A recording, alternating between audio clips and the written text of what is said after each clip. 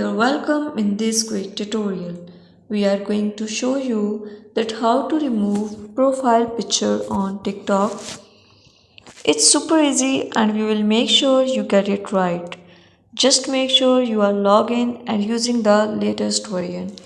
Make sure to watch the complete video and follow each step carefully to avoid forgetting anything and making mistakes.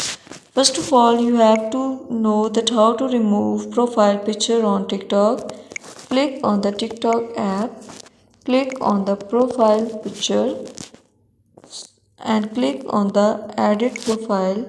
You can see here change photo. You have to click on take photo, select from gallery and view photo. You have to take any of the blur or any of the blank photo from your gallery, select that photo and upload it. Then your profile picture will be removed. Thank you so much.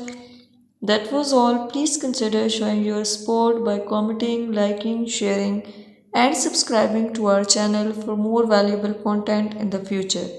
Your engagement is highly appreciated. I wish you very good luck. Thanks.